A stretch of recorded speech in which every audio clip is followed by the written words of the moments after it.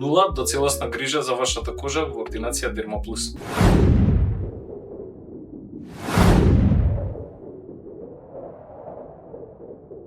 Тихомир, практично искуство или академско знаење? Комбинација од двете. Едното без другото не може. Конгрес во странство или предавање на студенти? Конгрес во странство. Заштитен фактор или подценка? Оценка. Најчесто слушам сакам усни како. Анджелина Джоли и така натаму. Третман кој е најпотценет? Ботоксот се смета дека е зависен, се смета дека е штетен, меѓутоа тоа се многу погрешни тези. Less is more или go big or go home? Less is more. Скапа крема или редовен скинкер? Редовен скинкер. Добар ден и добродојавте во следното издание на нашата емисија од нула. Мој денешен гостин и со задоволство би го најавила доктор Тихомир Цветковиќ, специјалист по дерматологија. Тихомир, здраво. Здраво и фала на приликата. Како си тикал, како се чувствуваш во нашето студио? Одлично, комотно, во добро друштво. Расположени за Секојаш. супер инспиративен разговор. Секојаш.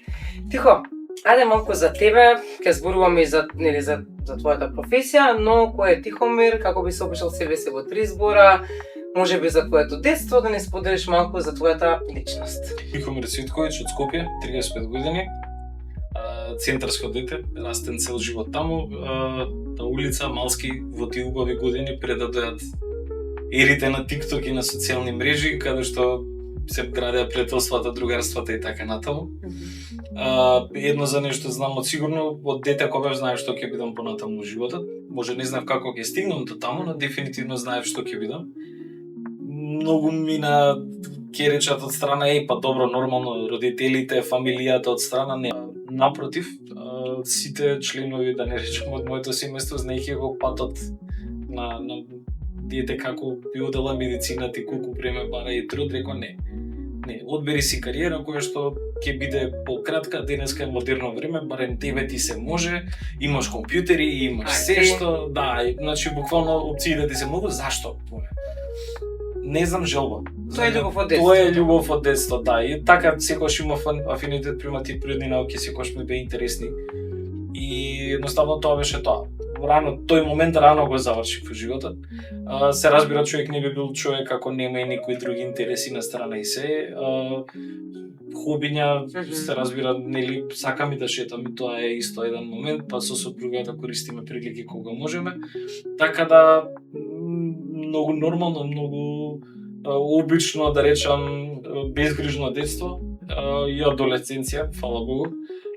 Така да немам нешто екстравагантно што да додам или да кажам дека сум се мачал, напротив, меѓутоа сум имал доста простор оставен во животот да комотно сам си ги правам грешките или сам си ги правам одлуките, меѓутоа сум имал една позадина која што ми била како падобран, па сум можел и да експериментирам. Еден начин. Знам дека многу луѓе го немале тој луксус и таму секај што се затоа што тешко газеле во животот, што е за почит секоја чест, нели? Меѓутоа мојот пат морам да кажам дека беше малце по лесен или по безгрижен, но не ми ја намали таа амбиција, како да кажам. Не реков ќе дигнам 4 увис, па што биде. Да продолжам на оно што сега пред малку го спомена. Значи приказната за Дермаплус започнува 2011-12 година. Всушност твојот татко Коста, доктор Коста, да го поздравиме во оваа прилика, се започнува успешно до ден денеска приказната со Дермаплус и добива појачување кога во тимот? Официјално од 2015 и после уште повеќе 2020. Тихо, како беше патот? Средно училиште, факултет, специјализација, колку тоа беше предизвик за тебе, тешко, лесно, дали имаше помош од татко ти помагаше или да полесно пребродиш веројатно некој предмет или некоја проблематика која што си имал за време на студии или на средно како средно. Јас сум од таа генерација каде што имавме материјал. Средното имаше тежина и ти, пошто јас и ти сме тука. Знаеш како беше нашето средно образование, не беше претерано тешко, но не е сега што е, мислам дека. Така да тоа се заврши без никаков проблем. Завршив меѓународна матура и IB, бидејќи имав една амбиција тогаш да се пробувам во странство, па тој тип на диплома ми овозможуваше да прочитав прилика, но си испостави дека не сум прочитал до крај. Ми фалеа предмети за да можам да конкурирам во странство и кога отидов и кога прочитав фактички што се ми треба и кога ги видов цените на семестрите и годините без стипендии, беше малце тешко. Па реков зошто да не, впрочем ништо не ни фали и тука од некои аспекти. И решив да го продолжам моето високо образование на Кирил и Методи, Универзитетот Кирил и Методи, со тоа што упишав медицина за да бидам дерматолог, ништо друго. Зошто баш дерматолог? Во моето семејство има доста медицински гранки. Мајка ми е микробиолог, татко ми е дерматолог, дедо ми беше гинеколог и така не сме имали анестезиолози. Меѓутоа, од се што сум бил изложен, некако таа пуста дерматологија многу интересно ми изгледаше, беше многу диверзитетно. Јас сум човек што брзо се заситува од такви некои моменти и искрено сакав да си овозможам иднина каде што ќе можам да експериментирам во различни правци.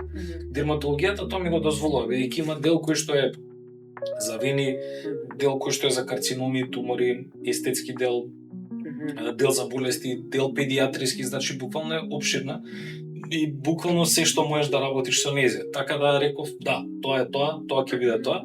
6 години ги завршив во РОК, мотив ми беше да завршам, беше доста така напорно и интензивно, бидејќи тогаш почна да се цементира овој кредит трансфер систем болонски, како беше тој момент, нели, кредит трансфер систем ЕКТС, кој што беше доста интензивен, на 3 недели полагавме. Имавме колоквиуми, па кумулативно се собира бодови, така беше напорно, преку цела таа учебна година академска, и тоа го множите со 6 и така, беше, да. И мотивот ми беше кога немам од септември до мај, јуни време, ќе имам летоска време. И тоа беше мотивот да се заврши факултетот така, нели, побрзо и поефикасно.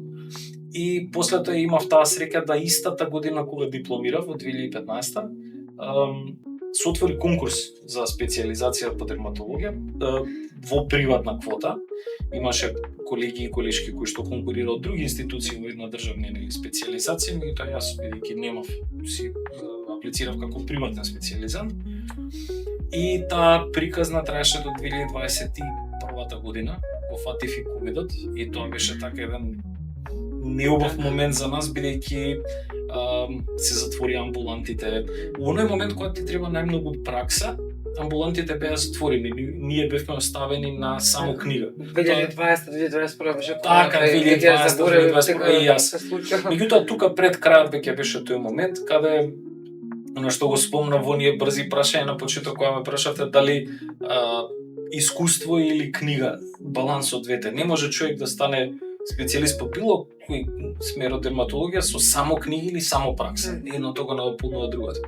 Меѓутоа некако се снаоѓавме, имаше и тие некои ургентни амбуланти, па се пикавме таму, па инсистиравме кај професорите и така.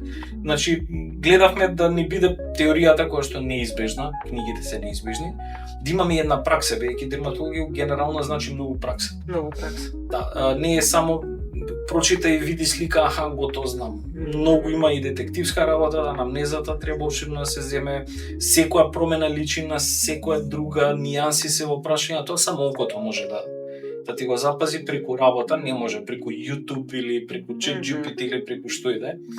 Така да тој момент беше малце стресен, фала Богу се заврши се што се заврши и официјално 2021 стапувам фултајм во ординацијата, да, во Дермоплюс, како специјалист по дерматологија. Тихо, супер, многу обстежан одговор. Ти благодарам што ја сподели оваа информација која што не сме знаела. Еве и за некои други студенти ни раки на дерматологија. Така. Вака јас би сакала да знам како македонци, нели, оној најчест проблем кој што се соочуваат луѓето со кожата. Кој е најчест проблем што доаѓа кај тебе на врат? Искрено нема да влагам во детали да кажам диагнози, затоа што искрено го немам точниот одговор, но ќе кажам отсуството на превентивни прегледи. Тоа верувам важи и за другите специјалности. Ние како нација имаме хроничен проблем со превентивни прегледи. Доаѓаме кога е доцна. Сега може би не доцна за да не ме разберат погрешно луѓето за умирачки. Но важна е превенцијата. Апсолутно. Но подобро да спречиш него да лекуваш. Така е. И тоа е тренд кој што со години функционира и во остатокот од светот, а не бара многу, не е тоа ништо што е финансиски захтевно или не знам што. Едноставно треба да се стане еден ден да се рече, знаеш што, ја денес треба да проверам срце. Јас сум окей, ама да видам докај сум и што сум. И не само за срце. Кај мене во дерматологијата најмногу се однесува за бенките. Затоа што тие се тетивки убици кои што често се пропуштаат во пракса и реално се тешки за детекција. И со обично гледаме кој веќе доцна. Меѓутоа морам да бидам искрен и да кажам секоја чест на помладите генерации, чија што свест се буди, па се повеќе и повеќе гледам млади луѓе, млади пациенти е тежок збор, бидејќи они не се болни, доаѓаат превентивно да се видат, да се проверат состојбата на нивната кожа, што е многу за поздрав, што е многу драго. Така да би рекол тоа, дека проблемот како нација го имаме со превентивната медицина, односно со превентивните прегледи. Доаѓаме кога веќе е доцна, а во контекст на дијагнози има се и се што. Дерматити, псоријази, има, гледам и пример. Да, сметам дека е важно да се водиме грижа за нашето сопствено здравје. Сите ние сме доволно независни, самосвесни, да се превземеме иницијатива, да си посетиме лекар за нашето здравје, затоа што е важно да бидеме здрави, за живи, за нашето семејство. Што ми следи прашање, кои се најчестите грешки кои што луѓето ги прават при самата нега на кожа? Во која смисла прашувам, дали е важно, например, да бидеме информирани за составот на креми, дали таа крема, например, нас ни е потребна, нели сега јас, например, не сум запознаена, но има ретинол, витамин С и така натаму, хиалурон. Дали треба малку повеќе едукација, можеби кај луѓето, за да го користат она што име ним потребно? Генерално да, не можеме без едукација. Впрочем, така и ти си дошла до информации што ретинол и витамин С, значи некаде си ги прочитала и си ги видела. Информации се достапни, меѓутоа проблемот што го имаме што лесно се паѓа на исфорсиран маркетинг, на како агресивен маркетинг, како да кажам, каде што тоа се гомила и се фрла према општа народна маса, се форсира бренд, се форсира препарат, не се зема предвид целината, не се зема предвид здравствената состојба, возраст, индикацијата на пациентот. И предпоставувам некоја одбивност према белиот мантат генерално. Бидејќи кај мене ќе доаѓаат спремни докторски дисертации на прашање ретинол, која крема да се користи. Че мене ми доаѓаат со испринтан моментот GPT или негде, јас ово и ова. Повеќе одмага, Тихомир? Па дефинитивно повеќе одмага, затоа што тој е во ред можеби земено у глобала, меѓутоа ако доаѓаш со специфичен проблем, еве 10-20% нека е доволно од тоа што си го истражила или истражил. Меѓутоа индивидуалниот пристап, докторскиот пристап е тој што фали. И јас би рекол дека тоа е најголемата грешка што се прави, што се земаат информации од секаде и се генерализираат за секоја кожа. Тоа е многу погрешно. Да, и често пати ќе слушнам, ау, не го зимам тој бренд, не ми одговара. Зашто не ти одговара? Дај да видам што си користела, пример. И ќе видам дека за сува кожа се користел препарат за мрсна. Што е сосем обратно и нормално нека брендот не чини, автоматски не чини докторот, што, нели? Меѓутоа никој тука никого не е коригирал, не направил, него едноставно се влегува во аптека и се купило првото што се видело на интернет.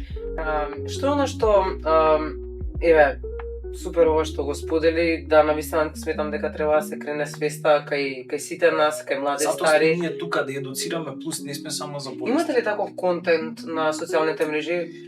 Мене ми излегува Дерма Плюс, јас го следам, но можеби доколку го немате би било супер да размислите како тим, зборам, нели, маркетинг тим, за да... Дефинитивно.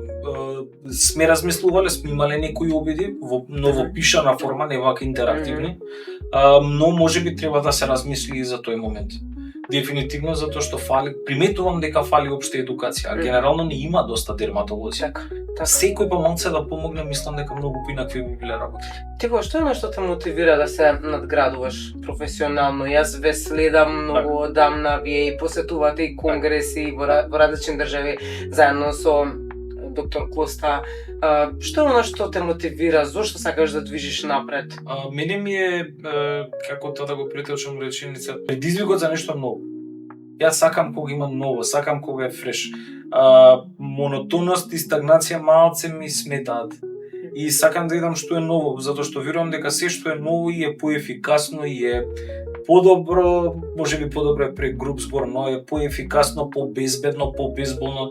Нешто што ќе ми иде у прилог према пациентите, нешто што ќе успеам да ги привлечам и да разбијам некои стигми и дезинформации.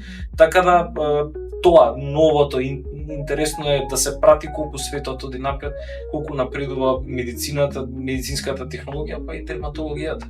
И тоа најевидентно е кај ласерите, тоа ми е посебно интересно, бидејќи се по-смарт се по-конкретни, концизни и се разбира по-безболни, помалку инвазивни. Нема веќе толку крвиште и отоци и не знам си што за страни медни влакна.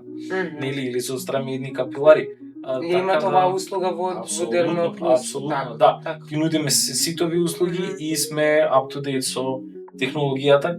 Тоа го правиме свесно, инвестираме, што е реално пара. Не го спомена Тихомир ботоксот, хиалуронот, или веќе тоа го надмина, продолжи кон ласерите. Вака, јас го не го надмина, јас сакам да кажам, сам себе. Не сакам да кажам дека веќе не е толку интересно, бидејќи сакаш да чекориш напред, да тоа е класика. нови вештини, да. Знаете, тоа е класика, тоа е еден момент кој што не се минува со години, еден тренд кој што не се минува со години и како таков ќе остане и нема нешто ново да се додаде таму. Колку често македонците, македонките употребуваат ботокс, хиалурон? Доста често се информираат, гледаат, прашуваат, бараат, значи доста често е.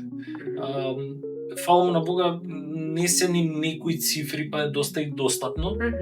Кон широката народна маса, значи не е нешто прескапо. Така да, подражањето е секогаш тука. И тоа, како што реков, тоа ми е нешто веќе што е етаблирано, нема тука нешто ново и интересно. Тоа реков сега тука. Да, сега таа технологија, бидејќи тоа ми е хобито на еден начин, сакам да се одвоам од медицината и технологија ми е некако хоби, дали се компјутери, дали е електроника, телевизори и така натаму. Па некако тие две полиња гледам да ги спојам и ласерите ми се идеално место за тоа. Каде што гледам дека многу работи кои што порано сме ги решавале грубо, механички, со полухируршки зафати, полуинвазивни, инвазивни методи, денеска се решаваат многу практично и многу лесно. Да не се лажеме, тоа е сериозна машинерија која што кошта сериозни пари, но таа инвестиција, нели, установиме дека вреди да се инвестира, јас дефинитивно инвестирам и така беше и со ласерот. За влакна, така беше со ласерот за капилари. Така да тоа е тоа. Тука е cutting edge-от, тука е иднината. Дали би имал нешто за крај да им порачаш на нашите драги гледачи? Па, би рекол да не се откажуваат од амбиции, да не се откажуваат од желби и сонови и да го работат тоа што го сакаат. Се што е изфорсирано и све што е наметнато нема да оди кој што треба, а љубов за да се работи е многу потребна за да тоа биде како што треба квалитетно. Јас те благодарам многу од се срце за овој инспиративен разговор, супер поминато време, ние ќе се останеме, ќе се поразговараме уште малку. Вам ви се заблагодарила за вашето внимание и охрабрувам да ги посетите профилите на Facebook и на Instagram на Дерма Плюс, да закажете консултација со доктор Тихомир и да поведете повеќе грижа за вашата кожа и за вашето здравје. Ви благодарам.